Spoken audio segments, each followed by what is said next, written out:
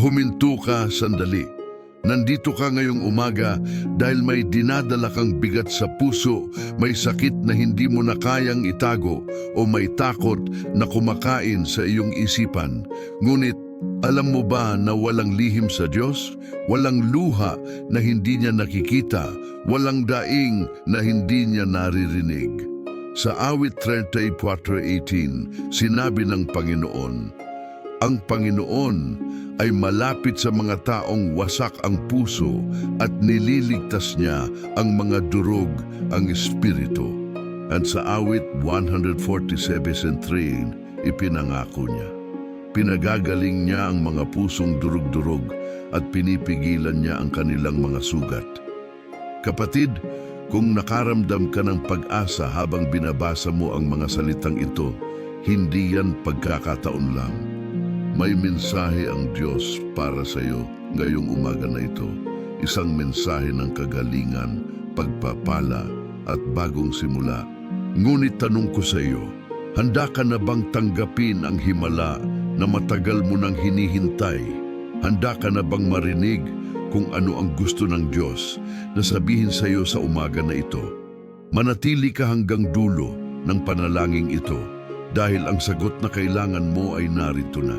Sa umaga na ito, huminto ka sandali at damhin ang presensya ng ating Panginoong Hesukristo na narito upang hawakan ang iyong puso. Nakikita niya ang bawat luha na tumulo sa iyong mga mata. Naririnig niya ang bawat daing ng iyong kaluluwa at nauunawaan niya ang bigat na iyong dinadala. Hindi ka nag-iisa sa iyong pakikibaka, sapagkat ang Diyos na lumikha ng langit at lupa ay kasama mo ngayon, bukas at magpakailanman. Siya ay Diyos na puno ng awa at habag. At sa umaga na ito, may espesyal na mensahe siya para sa iyo. Isang mensahe ng pag-asa, pagpapala at kagalingan. Buksan ang iyong puso at tanggapin ang basbas na inihanda niya para sa iyo. Makapangyarihang Ama sa langit, lumuhod ako sa iyong harapan ngayong umaga na ito na may pusong puno ng pasasalamat at pagsamba.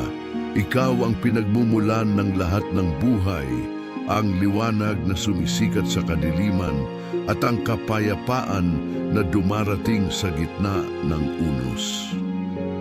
Salamat po sa bagong araw na ito, sa bawat hininga na iyong ipinagkaloob at sa walang hanggang pag-ibig na iyong ipinakikita sa amin. Kahit na maraming pagsubok ang dumating sa aming buhay, nanatili kaming matatag dahil alam naming ikaw ay tapat sa iyong mga pangako. Sa awit 24:18, sinabi mo na malapit ka sa mga taong wasak ang puso at nililigtas mo ang mga durugang espiritu. Panginoon, sa umaga na ito lumapit kami sa iyo upang maranasan ang iyong pagmamahal at kagalingan. Panginoong Jesus, manunubos naming lahat, alam ko na walang lihim sa iyo, walang kahihiyan na hindi mo nakikita at walang sakit na hindi mo nararamdaman. Nakikita mo ang aking kahinaan, ang aking mga pagkakamali at ang mga sugat na hindi pa gumagaling sa aking kaluluwa. Ngunit sa kabila ng lahat ng ito, patuloy mo akong minamahal ng walang kondisyon. Ikaw ang pastol na mabuti na naghahanap sa nawawalang tupa. At sa umaga na ito, nais kong marinig ang iyong tinig na nagsasabing, halika sa akin, kayong lahat na napapagod at mabibigat ang pasanin, at kayo ay aking papahingahin. Mateo 11:28. Panginoon, lumapit ako sa iyo ngayon upang makahanap ng kapahingahan, lakas at bagong pag-asa para sa araw na ito. Diyos ng walang hanggang awa, alam ko na maraming tao sa mundo na dumaranas ng matinding kahirapan. May mga nagdurusa sa sakit, may mga nag-aalala sa kanilang pamilya, at may mga nawalan ng pag-asa sa buhay. Ngunit ikaw, O Diyos, ay Diyos ng mga himala at imposible. Ang mga bagay na hindi kayang gawin ng tao ay napakadali lamang sa iyo. Sa awit 147:3, isinulat na pinagagaling mo ang mga pusong durug-durug at pinipigilan mo ang kanilang mga sugat. Panginoon, sa umaga na ito, nananalangin ako para sa lahat ng mga kapatid naming na nangangailangan ng iyong pagpapagaling. Hipuin mo ang kanilang mga katawan, alisin mo ang kanilang mga sakit, at ibalik mo ang kanilang lakas. Hayaan mo silang makaramdam ng iyong kapangyarihan na gumagaling at nagpapanumbalik ng buhay. Amang mapagmahal, alam kong maraming mga problema ang bumabagabag sa aking isipan, mga utang na hindi ko alam kung paano babayaran, mga relasyon na nasira at nangangailangan ng pagkakasundo, at mga pangarap na parang imposibleng makamit. Ngunit sa kabila ng lahat ng ito, nagtitiwala ako sa iyong banal na kalooban at sa iyong perpektong panahon. Sa Jeremias 29:11, sinabi mo na mayroon kang mga plano para sa amin, mga planong nagdudulot ng kapakanan at hindi ng kapahamakan, upang bigyan kami ng kinabukasan at pag-asa. Panginoon, naniniwala ako na ang lahat ng mga pagsubok na ito ay may layunin sa iyong plano. Gabayan mo ako sa tamang landas. Bigyan mo ako ng karunungan upang gumawa ng mga tamang desisyon at hayaan mo akong makaramdam ng iyong presensya sa bawat hakbang na aking gagawin. Panginoong makapangyarihan, sa umaga na ito, inialay ko sa iyo ang lahat ng aking mga takot at pag-aalinlangan. Inialay ko ang aking kahinaan at ang aking mga limitasyon. Hindi ko na kayang magdala ng lahat ng ito mag-isa, kaya lumapit ako sa iyo upang humingi ng tulong. Sa 2 Korinto 2:9, sinabi mo na ang iyong biyaya ay sapat para sa akin, sapagkat ang iyong kapangyarihan ay nagiging ganap sa kahinaan. Panginoon, hayaan mo akong maging instrumento ng iyong kapangyarihan sa mundo. Gamitin mo ang aking mga kahinaan upang ipakita ang iyong kadakilaan. Punuin mo ako ng iyong banal na espiritu upang ako ay magkaroon ng lakas na lampasan ang lahat ng mga hadlang sa aking buhay. Diyos na mapagpatawad, alam kong maraming pagkakataon na ako ay nagkasala at lumayo sa iyo. Maraming beses na pinili ko ang aking sariling kalooban kaysa sa iyong banal na kalooban. Ngunit kahit ganoon, hindi mo ako tinalikuran at patuloy mo akong tinanggap ng buong puso. Sa Psalm 1:9, isinulat na kung inaamin natin ang ating mga kasalanan, tapat at makatarungan ka upang patawarin tayo at linisin tayo sa lahat ng kasamaan. Panginoon, sa umaga na ito, humihingi ako ng kapatawaran para sa lahat ng aking mga pagkakasala, sa mga salita, gawa at kaisipan na nakasama sa iyo at sa aking kapwa. Linisin mo ang aking puso, puruhan mo ang aking isipan at itama mo ang aking mga intensyon upang maging karapat-dapat akong maglingkod sa iyo. Mahal na Jesus, Hari ng mga hari, salamat po sa lahat ng mga pagpapalang natanggap ko mula sa iyo. Sa pamilyang nagmamahal sa akin, sa mga kaibigan na sumusuporta sa akin, at sa mga oportunidad na ipinagkaloob mo sa aking buhay.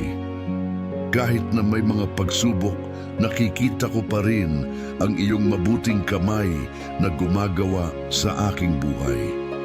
Sa awit 23:1, sinabi ni David na ang Panginoon ay aking pastol, hindi ako mangangailangan. Panginoon, naniniwala ako na kung ikaw ay aking pastol, walang masamang mangyayari sa akin. Gabayan mo ako sa mga luntiang pastulan, dalhin mo ako sa tabi ng mapayapang tubig, at panumbalikin mo ang aking kaluluwa. Kahit na dumaan ako sa libis ng kamatayan, hindi ako matatakot sapagkat ikaw ay kasama ko. Panginoon ng kapayapaan, maraming ingay at gulo sa mundo na ito, mga balita ng digmaan, sakuna at karahasan na pumapalibot sa amin. Ngunit sa gitna ng lahat ng ito, nais kong makaramdam ng iyong kapayapaan na lumampas sa lahat ng pangunawa. Sa Juan 14:27, sinabi mo na iniwan mo sa amin ang iyong kapayapaan, binigyan mo kami ng iyong sariling kapayapaan, hindi tulad ng kapayapaang ibinibigay ng mundo. Panginoon, ibigay mo sa akin ang kapayapaang ito sa aking puso at isipan. Alisin mo ang mga pag-aalala, takot at pagkabalisa na sumusukob sa akin.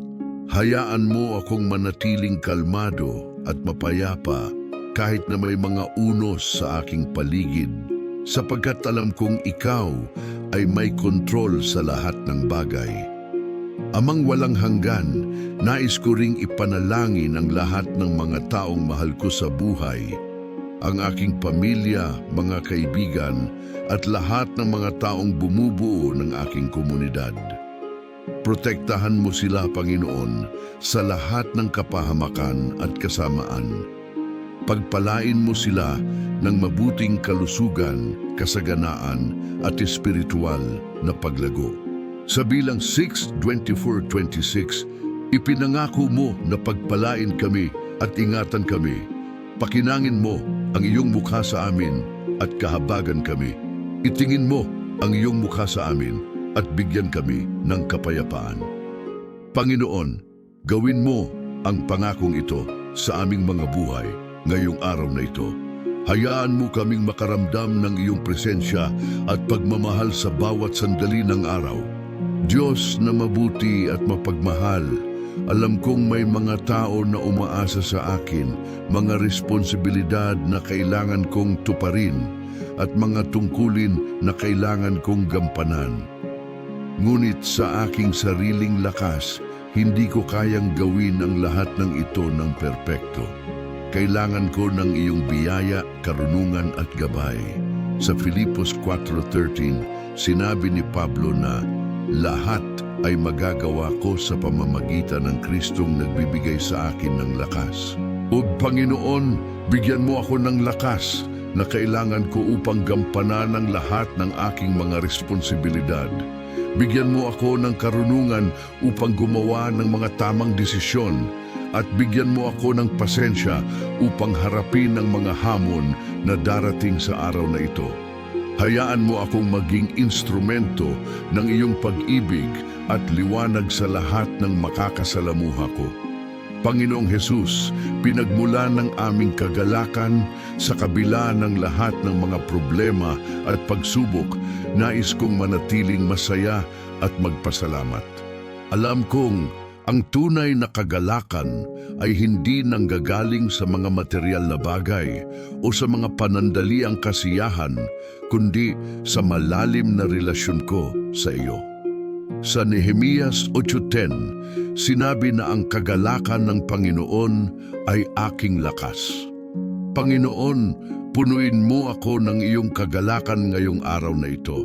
Hayaan mo akong makita ang magagandang bagay sa gitna ng mga hamon at hayaan mo akong magpasalamat kahit na sa mga simpleng biyayang natanggap ko.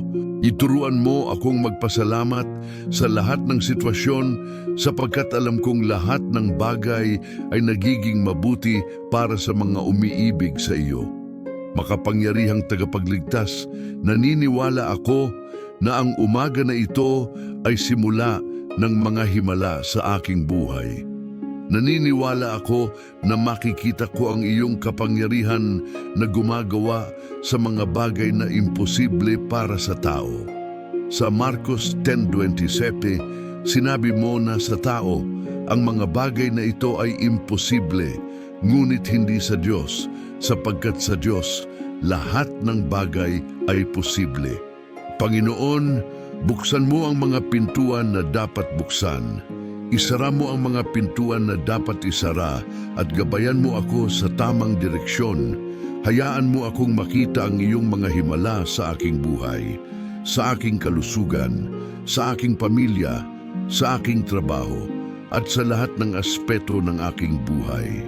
Magtiwala ako na kumikilos ka ngayon at ginagawa ang mga bagay na hindi ko pa nakikita.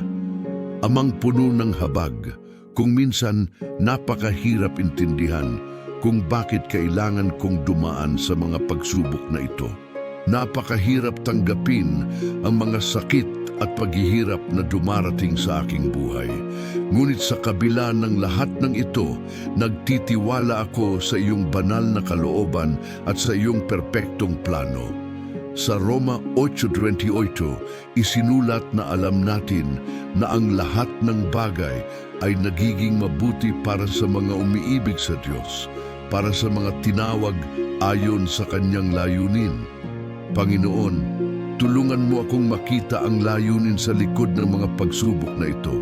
Gamitin mo ang mga karanasang ito upang palakihin ang aking pananampalataya, palalimin ang aking relasyon sa iyo, at gawing instrumento upang tulungan ang iba na dumaranas din ng parehong sitwasyon.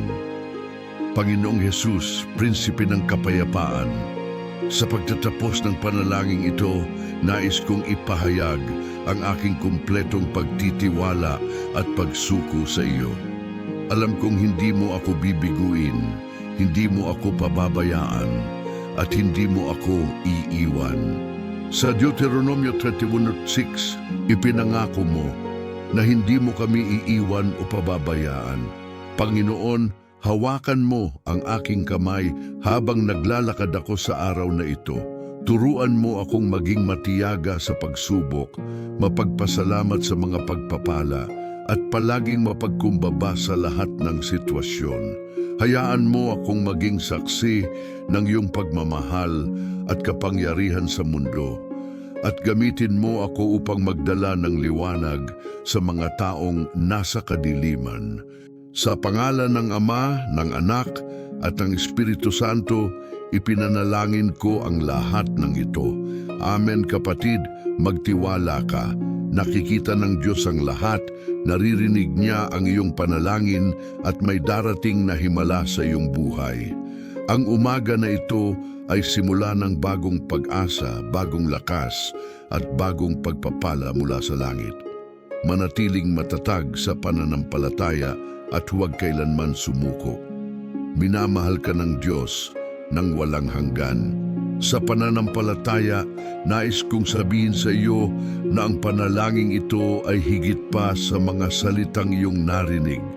Ito ay isang banal na sandali kung saan ang Diyos mismo ay dumating upang hipuin ang iyong puso, upang gawing mo ang iyong mga sugat, at upang magbigay sa iyo ng bagong pag-asa. Kung nakaramdam ka ng init sa iyong dibdib, kung tumulo ang iyong mga luha, kung bumigat o gumaan ang iyong pakiramdam habang nananalangin tayo, alam mong ito ay palatandaan na ang Panginoon ay narito, gumagawa sa iyong buhay ngayong umaga na ito. Hindi aksidente na napadpad ka sa video na ito, hindi pagkakataon lamang na napakinggan mo ang panalangin ito. Ang Diyos mismo ang naglakbay sa iyong puso at dinala ka sa sandaling ito dahil mayroon siyang espesyal na mensahe, espesyal na pagpapala at espesyal na himala na nakalaan para sa iyo. Ngayon kapatid, nais kong hilingin sa iyo ang isang simple ngunit napakahalagang bagay. Kung nakatulong sa iyo ang panalangin ito, kung gumaan kahit kaunti ang iyong pasanin, kung nadama mo ang presensya ng Panginoon, pindutin mo ang pindutang gustay o like sa ibaba ng video na ito. Hindi ito simpleng pindot lamang, kapatid. Sa bawat pindot na ito, tinutulungan mo na ang mensaheng ito ay makarating sa mas maraming puso, sa mas maraming kaluluwa na nangangailangan ng pag-asa, sa mas maraming tao na dumaranas ng sakit at kalungkutan tulad mo. Ang isang simpleng kilos na ito ay maaaring maging dahilan upang maligtas ang isa pang kaluluwa, upang mabigyan ng lakas ang isa pang durog na puso, upang mapadama ang pag-ibig ng Diyos sa isa pang nag-aalinlangang kapatid. Isipin mo na sa pamamagitan ng iyong simpleng pagkilos, ikaw ay nagiging instrumento ng Diyos upang magdala ng liwanag sa kadiliman ng iba. Kaya naman, kapatid, huwag kang mag-atubiling pindutin ang like button ngayon, sapagkat sa ganitong paraan, ikaw ay nakikibahagi sa misyon ng pagpapalaganap ng salita ng Diyos. At hindi lang diyan nagtatapos ang iyong misyon, kapatid ko. Ibahagi mo ang video na ito sa iyong mga kaibigan, sa iyong pamilya, sa iyong mga kagrupo sa social media, sa lahat ng taong alam mong nangangailangan ng panalangin at ng pag-asa. May kilala ka bang dumaranas ng sakit ngayon? May kaibigan ka bang nawalan ng pag-asa? May pamilya ka bang nag-aaway o nagkakagulo? Ipadala mo sa kanila ang video na ito. Hayaan mo silang makarinig ng mensahe ng Panginoon. Hayaan mo silang makaramdam ng kanyang pag-ibig at awa. Ang pag-share mo ng video na ito ay hindi simpleng social media activity lamang, kundi isang makadiyos na gawa ng pagmamahal at malasakit. Sa mundo na puno ng negatibidad, balita ng karahasan at mga mensaheng walang patutunguhan, maging ikaw ang nagdadala ng magandang balita ng ebanghelyo ng mensahe ng kaligtasan. Kaya naman, kapatid, huwag kang mag-atubiling i-click ang share button at ipadala ito sa lahat ng iyong mahal sa buhay. Nais ko ring imbitahan kayo, mga minamahal kong kapatid, na mag-iwan ng inyong mga panalangin at kahilingan sa seksyon ng komento sa ibaba. Ito ay isang lugar ng panalangin, isang banal na espasyo kung saan tayo ay nagtitipon bilang isang pamilya sa pananampalataya upang ipanalangin ang isa't isa. Mayroon ka bang kahilingan para sa iyong kalusugan? May panalangin ka ba para sa iyong pamilya? May problema ka ba sa trabaho, sa pera o sa relasyon na nais mong ipanalangin? Isulat mo sa komento, kapatid, at magtiwala na ang buong komunidad na ito ay manalangin para sa iyo. Hindi ka nag-iisa sa iyong laban. Hindi ka nag-iisa sa iyong pakikibaka, sapagkat tayo ay isang katawan sa Kristo at ang iyong sakit ay sakit din namin. Gusto ko ring hilingin sa inyo na magsulat ng panalangin na ito sa komento bilang isang pagpapahayag ng inyong pananampalataya. Isulat ninyo, Panginoon, sa umaga na ito, naniniwala ako na may himala ka para sa akin.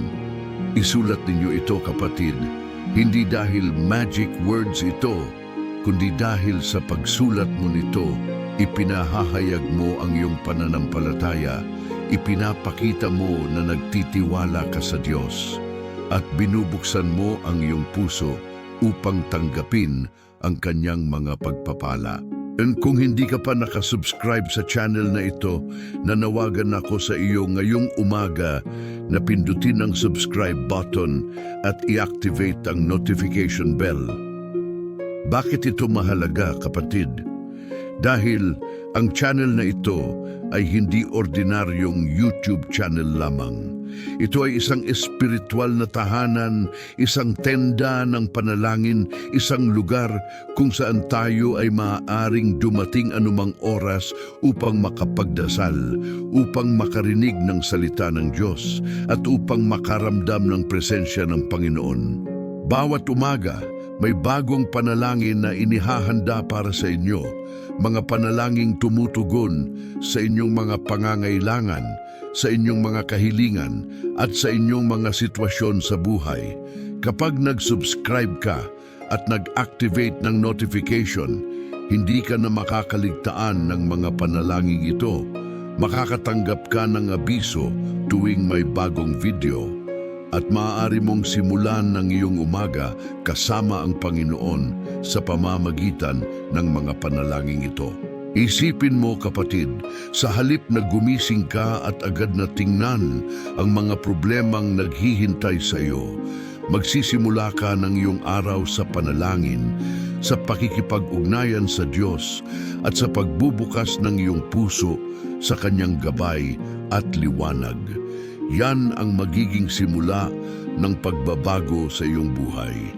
Nais kong ipaalala sa inyong lahat na ang channel na ito ay hindi pagmamay-ari ng isang tao lamang, kundi ito ay ating lahat. Ito ay isang komunidad ng mga mananampalataya, isang pamilya ng mga sumasampalataya, isang tahanan ng mga taong nagmamahal sa Panginoon at nais na mas malapit pa sa Kanya. Dito, walang huhusgahan, walang kukondemnahin, walang itataboy. Lahat ng dumating dito ay tinatanggap ng buong puso, minamahal ng walang kondisyon at pinagdarasalan ng taos-puso. Kaya naman, kapatid, gawin mo itong iyong espiritual na tahanan. Tuwing nahihirapan ka, tuwing nag-aalinlangan ka, tuwing nangangailangan ka ng lakas at pag-asa, bumalik ka dito. Manood ka ng mga panalangin, makinig ka sa mga mensahe at hayaan ang Panginoon na magsalita sa iyong puso sa pamamagitan ng mga salitang ito. Hindi ka kailanman mag-iisa sapagkat lagi kaming narito, nananalangin para sa iyo, umaasa para sa iyo at naniniwala na ang Diyos ay gumagawa ng mga himala sa iyong buhay.